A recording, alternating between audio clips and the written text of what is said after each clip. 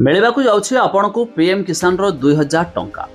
जो माने किसान योजनार हिताधिकारी से माने चाहि बसंती केबे से मानकू 20तम किस्ती रो 2000 टंका मिलिबो। तबे ए टंका मिलवाकू नै आसीगला एक नुआ अपडेट केउ तारिख रे आपन भी पाई पारबे टंका और एथरो केउ मानकू मध्य मिलिबो एही टंका। आसंतु संपूर्ण अपडेट जानिबा ता पूर्वरु वीडियो को लाइक करंतु, सब्सक्राइब करनथिले एबे सब्सक्राइब करी पाखर थिबा घंटी जुनो को दबाइ दियंतु। आपण माने जानिथिबे प्रधानमंत्री किसान योजना अधीन रे वार्षिक 3टी किस्ती रे 2-2 हजार करी 6000 टंका प्रदान कराय थाए। एबे 19तम किस्तीर टंका गत फेब्रुआरी मास 24 तारिख रे बंटन करा जायथिला।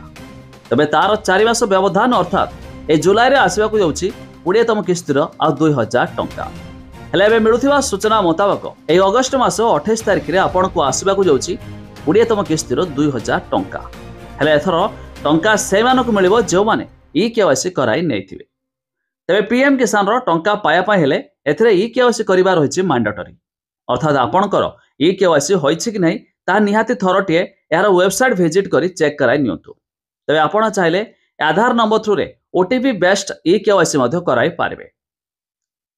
तबे आपनकर ई-केवाईसी होइछि कि नै ता निहाती थरटिए चेक कराई नियंतु, जा द्वारा आगामी आसीबाकू थिबा 20तम किस्तीर 2000 टंका आपण माने मध्ये पाई पारबे।